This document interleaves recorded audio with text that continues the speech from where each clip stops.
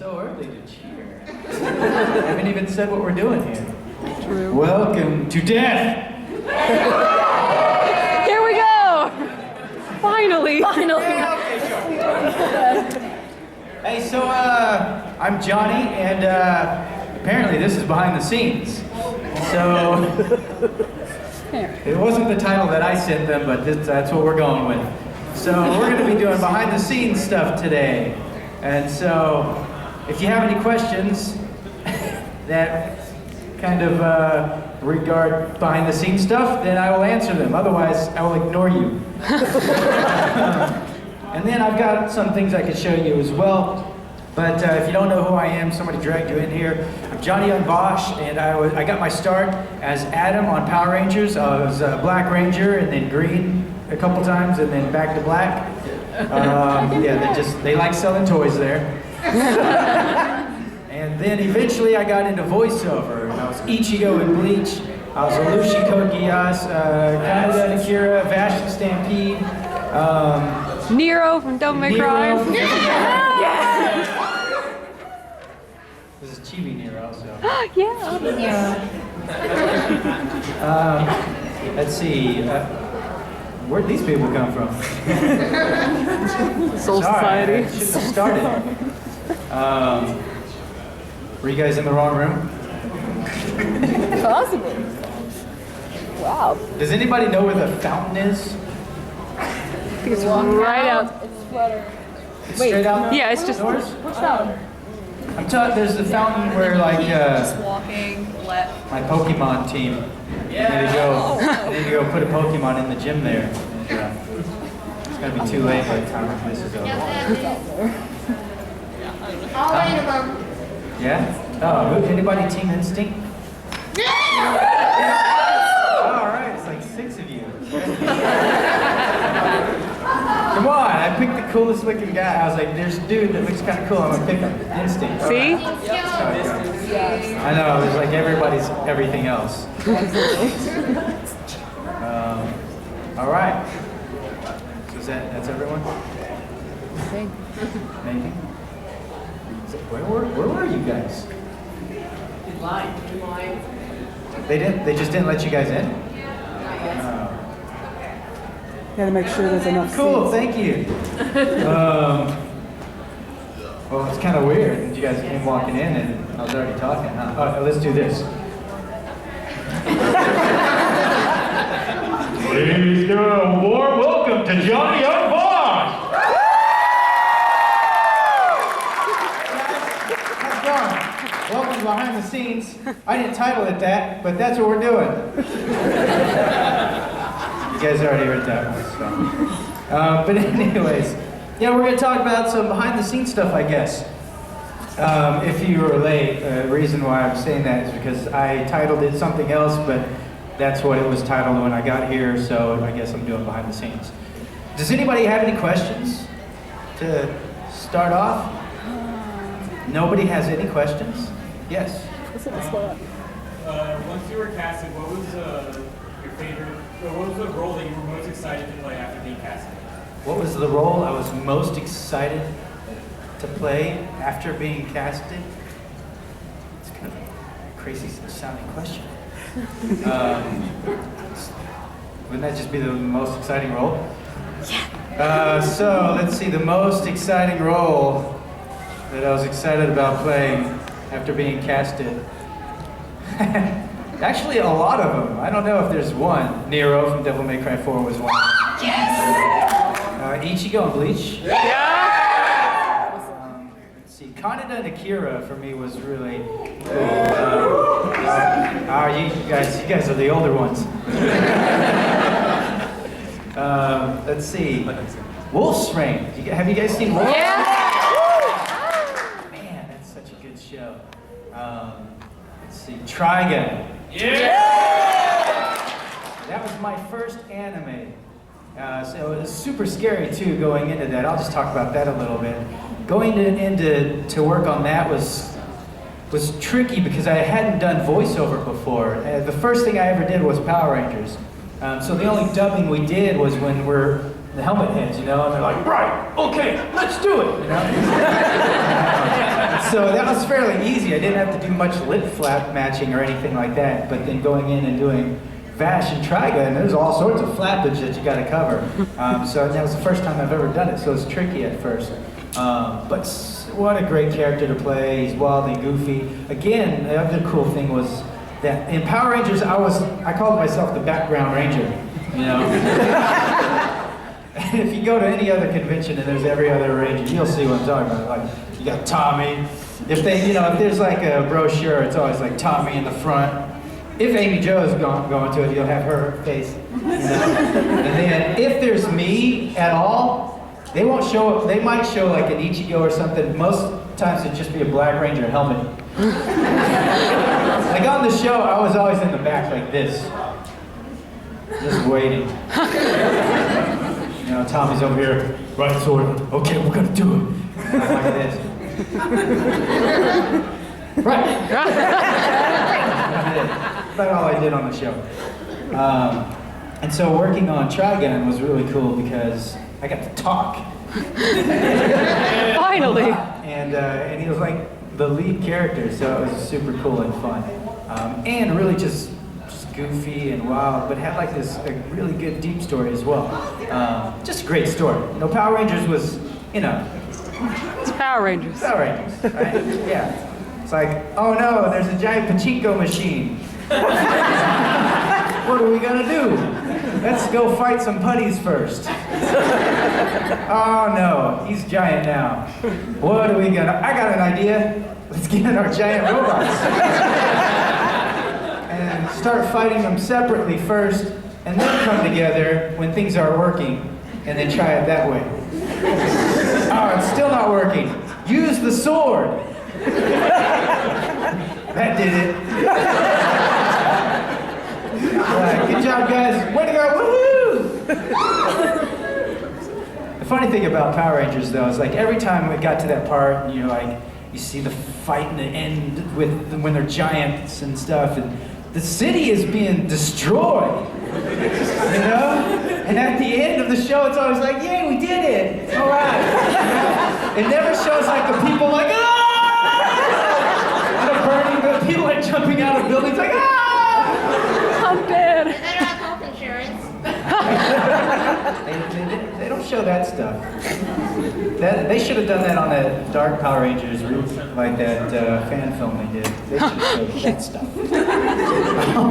All the other people that hate the Power Rangers because they lost their homes and their jobs because the buildings being torn down. Anyways, any other questions? Yes. Who's your favorite ADR director to work with and why? Oh my gosh, favorite ADR. That's a tough one because there's a. Is that music? Oh, that's next door. Okay. All right, that's a tough one because there's a lot of great directors. A lot of times the really good directors are directors that are actors as well, or were actors first, because then they know how to talk to you, you know? There's been many times where I've gone into a session and I'm working with a director or a producer, and they're like, let's make this one, can you make this line feel purple? I'm like, sure. just kind of do whatever, right? Yeah, so I don't know. I mean, I can tell you most times if it's a producer that's directing you, that's going to be probably the worst session of your life. Because most times they're just shopping. They're shopping for a read, you know? It's like, no, try something else. They're like, okay, do this, do that. And it's like, all right. And they're like, yeah, we'll go back to the first one. You know, I'll tell you a story about that. I was working on this game. I don't know the name of the game. It was a long time ago. I had a director who's a very good director that I've worked with plenty of times before, and there was these two producers in there, and I was the lead on this game, and every line that I would deliver, like they'd let me do my version first, or what I felt like doing first, and they would correct me, and they would give me a read, or they'll tell me to do it differently or some other way a few times, you know, and I'm like, oh, and after about a couple hours I just feel terrible. I feel like a bad actor. I feel like, why did they even hire me? You know, it's like they should have somebody in here who can get it the first time or the second time. But they kept correcting me every single time, so I just felt terrible, and I was just like exhausted. And in my head, I'm like, I'm the worst actor in the world. And I get to this line, it's like 5 words. I don't remember what the words were, but it's like 5 words. And I read it the way I thought I should read it, that felt comfortable to me. Then I turned and I looked over there. And my director at this point had already given up. He was like, they're doing this now, I'm just gonna sit here. And the producer, one of them, punched in. He was like, hey, can you make that line sound happy? And I was like, sure. And so I put a smile on my face and I said, these 5 words really happy. And then I see them talking. I'm like, yeah, here we go, another one. And then the other producer goes and he's like, you know what? Actually, can you make that line sound sad? I was like, a complete opposite emotion? At that moment, I was like, wait a second, maybe I'm not the one that's bad here. And I was like, sure, I'll make it sound sad. And then I'm waiting for them to give me beeps to start, but I see them talking again. I'm like, huh, what's going on there? Then the other guy comes back and he's like, you know what? Can you make that line sound happy, sad? This is the truth. That's the direction I got. And I was like, wait a minute. You want 2 completely different, opposite emotions in this one line with 5 words? And they're like, yeah. I was like, okay. Yeah, okay. You know, in my head, I'm like, there's no way. How you're gonna sound? I'm gonna sound up like, hey, you know, it doesn't. I don't even know what to do. And so I was like, you know what? I'm gonna go back to my original read. And so I went to my original version. And they were like, yeah, that's it, perfect. I'm like. So, anyways, so the worst kind of. So I don't know. Best director. There's a lot of them. The worst ones are the ones that really are producers. A lot of times engineers will move up. And sometimes they're really good, so I know a lot. I don't want to name anyone. There are a couple really bad ones, though. most of them. Any other questions? Yeah. Do you have any most embarrassing moments when you were in cast? Most embarrassing, being cast or like working? While you're doing voice. Doing a voiceover? Yeah, I've got an embarrassing story. And I'll tell you. Is it karaoke over there? All right, so embarrassing. Okay, so I was working on. You guys can hear me fine, right? Oh, there it is. Okay. So I was working on Wolf's Rain, and that's like the 2nd or 3rd show that voiceover that I worked on. And so it was really scary for me, you know. And then anyway, so usually when I go into work, I always try to get there a little earlier. Back then, even up until now, I always try to get there a little earlier so that I can, if if there's a script, I can go through the script and kind of like get a feel of what's going on, so I can kind of prepare my head, you know. And because you don't get the script ahead of time in voiceover most times, unless it's original animation. So I try to get there early usually, but this one day for Wolf's Rain, I was running late, so I skipped breakfast and I just head straight over there. And as I get there, I start working on it. I start going through, and I'm, you know, a few, maybe 30 minutes to an hour in, and I start feeling my stomach making that feeling of emptiness. You know that feeling, you know that's like, oh no, my stomach's gonna start growling. And, you know, and I'm in the booth, you know, so you guys know the feeling like when you're in school, right? And it's super quiet, you're taking a quiz or something, and your stomach's about to go, you know?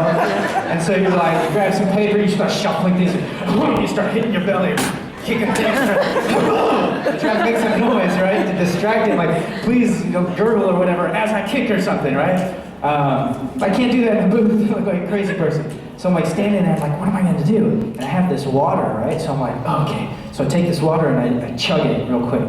And then that sensation goes away. I'm like, oh, sweet. All right, I'll do that. And so I'm doing that for a few takes, you know, and every time I start to feel it, boom, chug it, right? And in my head, there's a growling monster. I'm like, I'm going to growl. And I pour water on his head. He's like, oh. And he goes away for a little bit. So I'm just doing that, right? I'm like, this is working. I'm feeling confident about this technique. And then out of nowhere, my stomach growls, and at a quiet moment in the booth. And it wasn't like where I could be like, oh, my stomach growled. No, it went. So it sounded like I thought I could squeeze out a silent fart, but my butt cheeks were like, no.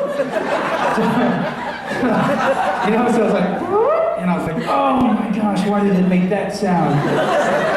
Now, there's a big window here, the director and the engineer, and I see their heads go, boom. And I'm like, oh, what am I gonna do? This is like, I'm never gonna work in this town again. So I turn and I look and they're like, I was like, no, that wasn't a fart. That was my stomach. I don't know, it's a weird noise, but that was my stomach. And they're like, come in here, you can smell it. Come on in, smell it. It's fine. They're like, We're good. they didn't believe me. So that was embarrassing. That's my embarrassing story in the booth. I thought I farted. Some people do fart in the booth. There's certain actors that I know that if they've been in there beforehand, it's like, I'm not going in yet. You air it out. I'll tell you another story. There's just a quick story, but I was working on this other game. No, show, it's a show. And Melody of Oblivion. Nobody knows that one, right? I was playing, oh really? I voiced Solo in that. I think that's the character's name. Anyways, so I get there earlier and I see the engineer. He's like working on the microphone. He's setting it up. And he sees me about to walk into the booth, right? And he's like, oh, and he comes running right past me and bumps me as he goes by, like boom. And he's like, you don't have to go in there. I was like, what are you talking about? I'm working right now. And boom, right in my face. It's the worst smelling, like broccoli, rotten eggs, bananas. I don't know what it was, but it was the worst smelling fart. As I walked in, I was like, oh my gosh, are you serious? I was like, I gotta work in here. And then I started thinking, because like a few days before that, a friend of mine was like, you know, if you can smell a fart, it's like you're eating the poop particles. Tasty. I'm like, so that happened. All right, some stories. Let's see. Behind the scenes. Oh, he wants you. You need like that thing Scorpion has. Get over here.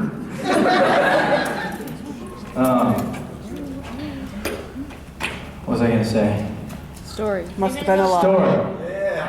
Power Ranger fans. Anybody a Power Ranger fan? There's a lot that aren't. But a good number of you are. This one maybe, I don't know, maybe it'll be more appealing if you're a Power Ranger fan. I won't tell it anyways. And then we'll go on to a different story for you voiceover fans. All right, so behind the scenes. You guys know Tommy, right? Yeah. Jason Frank, our fearless leader. Good friend of mine. We were in Australia shooting this. Now he tells this story differently. This story, from his perspective, is different. Just to clarify that. It's not as well told. I mean, he leaves a lot of things out. He just says it's Johnny's fault. So anyway, so we're in Australia shooting the first movie, and I'm playing the Black Ranger Adam, and we lose our powers, and then I get like frog power, right? So I've got that in my mind, and we're just killing time. Just me and Jason Frank, we found this palm tree, and we're in our civvies, our civilian wardrobe, right, from the movie. And there's this tree it's kind of like steps, you know, and we're just killing time while they're setting up lights and stuff. And then Jason Frank is gonna do a running flip off of the tree, right? And he runs up there, takes 3 steps, and I get there to spot him, and he flips over, right? And I'm just there just in case, but each time, 1, 2, 3, I don't need to do anything. He just, boom, he makes it, right? And then I do my version, which is like a frog. I would run and I would jump off the ground and bounce off of it. I just, boing, boing, that's what I did. That was because I wanted to play that, I don't know, frog. And so that was mine. So he would be there to spot me, you know, and we were doing this for a while, you know, he's backflip, you know, and whatever. Each time I count those 3 steps, 1, 2, 3, boom, there for him. He doesn't need me, okay. And so one time, as he's running towards me, he says, I'm just gonna keep going. And I didn't know what that meant. In my mind, I was like, what does that mean? Does that mean you're having such a great time, you just want to keep going?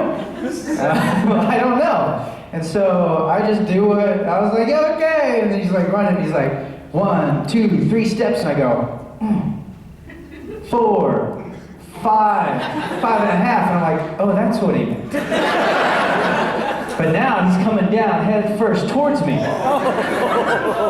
And I'm just the half Asian dude. Kind of small. And I'm like, I don't know about this. Yeah, I did what any one of you guys would have done. Got out of the way. He's like, you alright? And he popped up. Woo! Yeah, I'm good. And I'm looking at him like, I don't know if you're good. Yeah, there's a cut under his eye. It's like blood squirting. And then he's like, oh, uh-oh. It's getting on his wardrobe. Anyways, long story short, we got in big trouble. We got yelled at. What are you, idiots? We're making a movie here. You can't do that kind of stuff. I'm like, why not? And so anyways, yeah, so he busted his head. I did catch him. He blames me for it. But it was his fault. If he stuck to the plan, or what he was originally doing, 3 steps, no problem. 5.5 steps, how am I going to catch him? A guy coming head first down towards me like this. Am I catch him like that? First off, if there's anybody around and I do catch him, and I'm like, gotcha! Yeah! How are we put you down here? Ow. In fact, that was the first thing that was in my head. It wasn't like his safety. I was like, wait a second, this is gonna look weird. That's better. All right, so yeah. Oh, okay, so do you want to hear how he got me back? Yes. Yeah. Let me tell this one. You might not like Jason after this, though, after these stories. You might think, man, what a jerk, he's so mean to Johnny. Alright, so we're still in Australia, we're shooting a movie, we're going across this desert in this van. This lady, Hillary, she's driving us, right? And me and Jason are in the middle seat, the girls are in the back, and the window's open. And I'm doing... Yeah. You know, it's like, it feels like cotton. It's fun. And then, I'm young, all right, so at that time, not now. But I was young then, and I thought very stupid things out loud. And I said this out loud. I was like, oh, it'd be so cool if I climbed out this window and got onto this top of the van while it's moving. And then the other window was open. I was like, oh, and they climb in on that side. And Jason was like, you won't do it. And I was like, dude, I'll get out of this 50-mile-an-hour car and do that right now, just like Teen Wolf. I'll get in on the other side. He's like, nah, you're chicken. Right?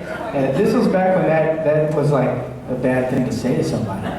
Now it's like, yeah, chicken fried. Yeah, I like fried chicken. Fair enough. And so, stupid young me got out of this 50-mile-an-hour car while it was moving, out of this window, and I climbed onto the roof. I got on the roof. Now, 50 miles an hour going across a desert from inside is cool, because you can go, it's cotton. On top of the roof, with like wind and dust from this desert, I was like this. I couldn't even open my eyes. Like, and I'm Asian, right? So, you think like normally I'm like this, but no, I was like this. And I thought, this is dangerous. I should finish up and get in on the other side. All this time, the lady driving is just going 50 miles an hour. She didn't slow down. And as I start to think, I better start going over, the car starts swerving. And my legs are like swinging from side to side. I'm like, what's going on here? Just trying to kill me. So I pull myself up to look through the windshield so I can be like, what are you doing, crazy lady? Although I'd be like this, what are you doing, crazy lady?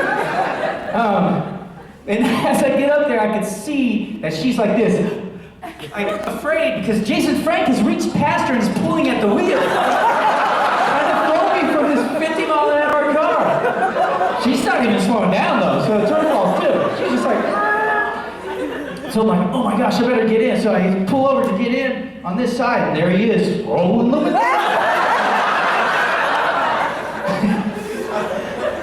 Finally, this lady starts hitting Jason. And then he finally rolls it down, and then I climb back in to safety. Once again. So yeah, that's how he got back at me for the whole He tried to kill me. Oh, yeah. He tried to kill me. Jason Frank. Yeah. He doesn't tell that story. Gotta drag your He doesn't tell friends. that story. So, any questions? You're surprised I'm alive still, right? I did a lot of stupid things when I was younger. Yes? How often do you mess up in the booth? How often do I mess up in the booth? Yeah, your lines? Or say something that's not in the script? You mean on purpose? No.